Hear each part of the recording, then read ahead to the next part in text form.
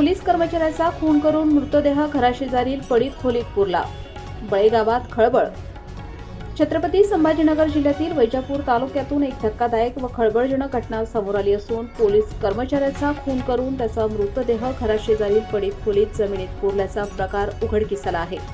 वैजापूर तालुक्यातील बळेगाव गावात ही घटना घडल्याने संपूर्ण परिसरात एकच खळबळ उडाली आहे.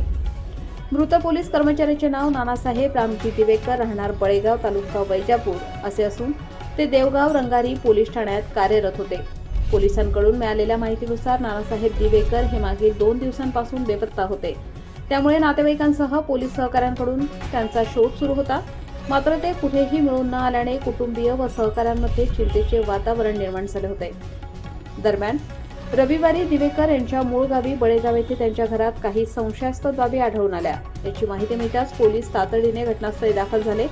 घरातील मातीच्या खोलीत खड्डा खोदून तपास केला असता त्यामध्ये नानासाहेब दिवेकर यांचा मृतदेह आढळून आला.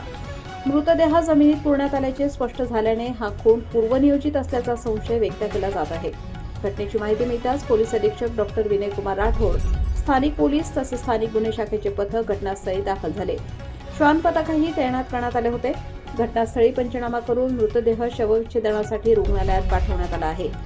खुनामागचे नेमके कारण, आरोपी कोण आणि हा प्रकार कधी व कसा घडला याबाबत पोलीस सखोल तपास करीत असून संशयित आरोपी पोलिसांच्या ताब्यात असल्याची माहिती पोलीस सूत्रांनी दिली आहे.